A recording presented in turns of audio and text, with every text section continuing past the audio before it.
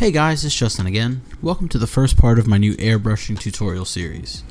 In this first episode, we're going to talk about a few basic things that should get you ready to start painting. The first thing I'm going to do is take some time to clean my airbrush. I'm breaking it down into parts that need to be cleaned, and I'll show you how I clean each piece. Typically, I'll clean my airbrush once every, I'd say 2 to 3 months, and usually before every large project. When I break the airbrush down, I remove the needle, the trigger, the piece that moves the needle, the cone, and all the bits on the front of the airbrush. You shouldn't need to break the brush down any more than that for your average cleaning.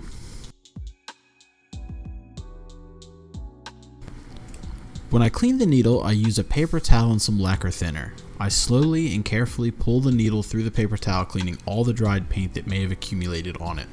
And then I'll go ahead and do a second pass just to make sure that everything is cleaned properly and fully. I'm going to take the needle off and put it off to the side where it's not going to get lost or damaged, and do a quick wipe down of some of the less important mechanisms, such as the trigger or some of the other smaller pieces towards the back end of the airbrush. These typically don't come into contact with paint, so wiping them down should be more than enough. Next, in a small container, I'm going to place all of the front end bits, the cone and all the pieces that hold the cone into place. In that container, I'm going to put a little bit of lacquer thinner in, just enough to submerge them, and I'm going to set that off to the side.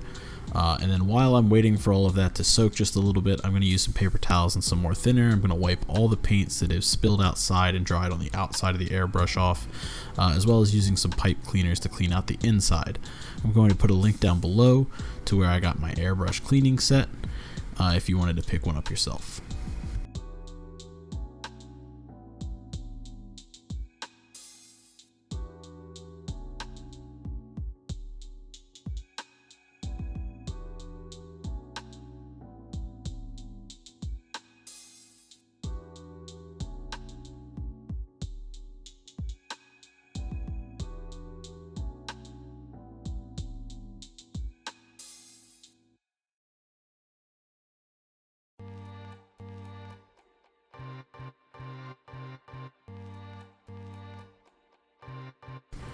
In order to clean the smaller parts, like the cone or the tip, I'm going to twist up some paper towel, and again I'm going to soak it in some thinner. I'm going to run it through these parts, do my best to make sure that they're free of paint before assembly.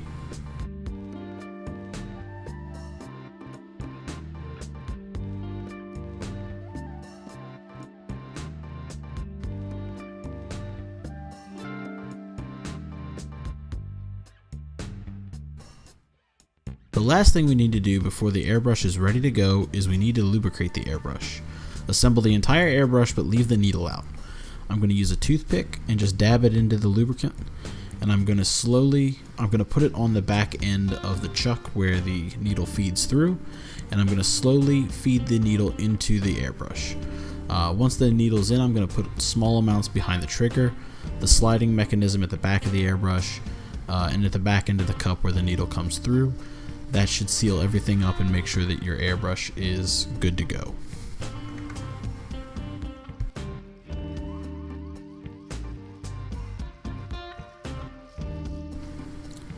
Now that you're familiar with your tool, let's take a few minutes to talk about the real star of the show, the paints. There are a very large variety of paints available that you can purchase. Here's just a few of those examples of those. In this series, we're going to be using paints that you need to thin down, as it's good practice. Buying pre-thinned paints is fine. If you don't want to thin your paints, you can pretty much end the video here.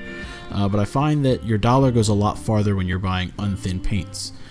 Sometimes you're getting 2 to 3 times more paint on top of spending less money for them.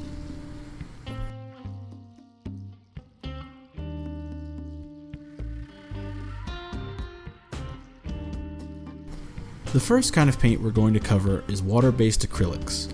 These are non-toxic, thinnable with acrylic medium or water, and when you thin them down, you want to start somewhere with a 50-50 mix and then spread them around.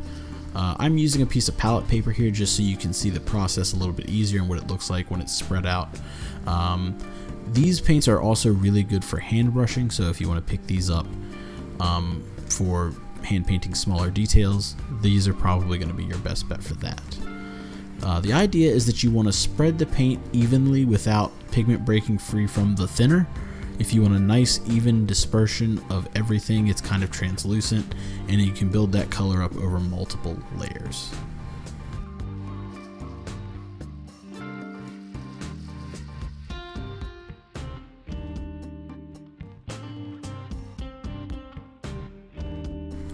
Now for this series, we're going to be using synthetic acrylic paints and hobby grade synthetic lacquers.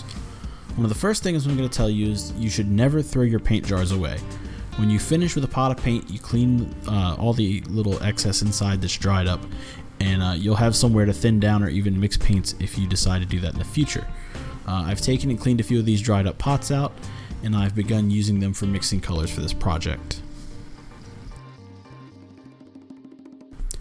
You can also buy paint jars separately. I'll add a link to the description. To thin these colors out, we're going to use Mr. Color Leveling Thinner for everything. This thinner works amazing for the paints we're using, and when combined with the Tamiya acrylics, even though this is technically a lacquer thinner, they're going to improve the qualities of the paints and make them function better than if we thin them down with their own in-house thinner. To start, I'm going to fill the jar about halfway with thinner, and I'm going to use a toothpick to kind of help pour everything. I'm going to add paint to the other half of the jar. For your first few times thinning paint, I'm going to recommend you use a little bit less than half, just so if there's any adjustments you need to make in the consistency, you'll be able to make those adjustments later on down the line.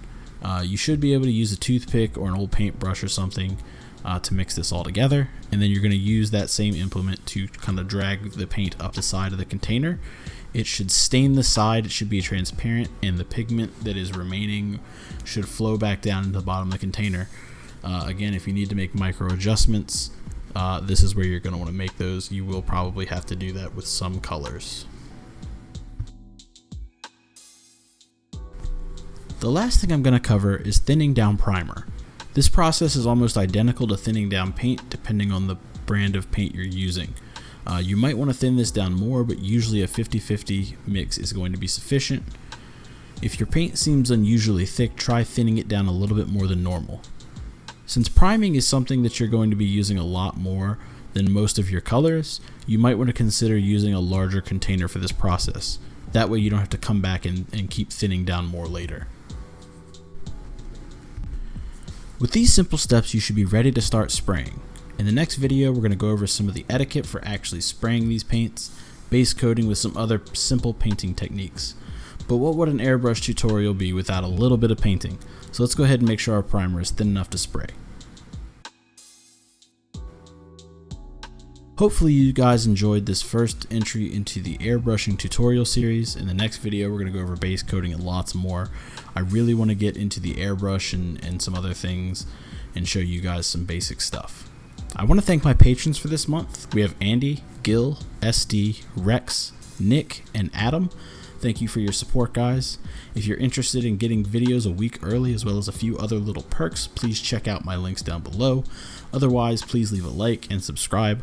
I'll see you guys at the next video. Thanks for watching.